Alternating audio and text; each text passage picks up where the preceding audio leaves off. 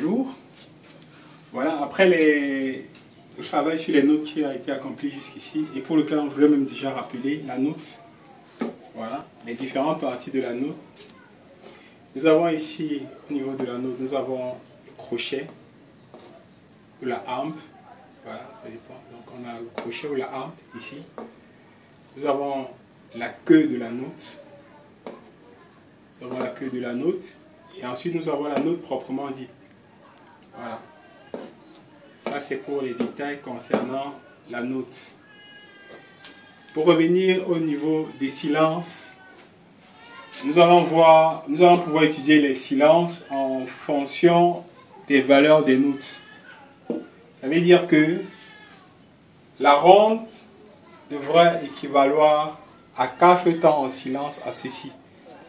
Vous avez une barre juste en dessous de la 4e ligne, là. Voilà. Donc vous mettez votre barre en dessous de la 4e ligne. Vous comptez 1, 2, 3, 4, 5. En dessous, vous mettez collé en dessous cette barre qui va indiquer un silence qui aura la valeur de la ronde.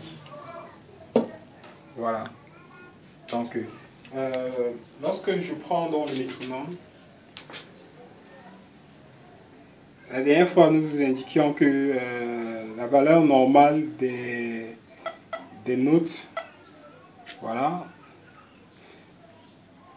je vais compter pour la ronde, je ferai 1, 2, 3, 4. Et pour ce qui concerne les silences, voilà, pour la ronde, j'aurai 4 temps en son.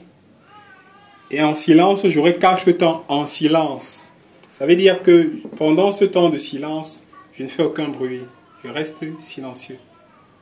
Pour ce qui concerne le piano, vous allez voir ici que lorsque j'aurai appuyé ma note, à partir du moment où j'ai le silence, je lâche la note, tout simplement. Donc je ne reste pas avec la note enfoncée au piano.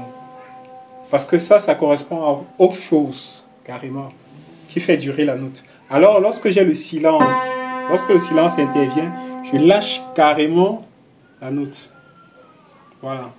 Donc les durées du relâchement vont équivaloir à ce que nous avons ici au tableau.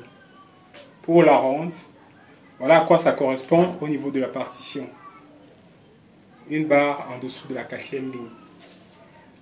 Pour ce qui concerne la blanche, vous aurez au niveau de la blanche ce schéma. Vous allez trouver ici une barre juste au-dessus de la 3e ligne. On compte toujours 1, 2, 3, 4, 5. Nous aurons une barre juste au-dessus collée à la 3e ligne. Nous revenons ici à la noire. Pour ce qui concerne la noire, voilà les deux correspondances que nous avons. Nous avons ça que nous pouvons utiliser au niveau de la partition. Nous pouvons aussi utiliser cette note-ci pour représenter le silence de la noire qui va durer un temps uniquement. Ici, nous avons 2 temps de silence. Et ici, nous avons 4 temps de silence. Donc ici, nous aurons un temps de silence qui correspond à la durée de la noire. Ensuite, nous avons la croche qui correspond en silence à cette image ici. Lorsque nous voyons dans cette image, nous aurons le silence d'un demi-temps, comme nous l'avons déjà vu précédemment. Ensuite, nous avons ici une double croche qui va correspondre à ceci, qui va équivaloir à un silence d'un quart de temps.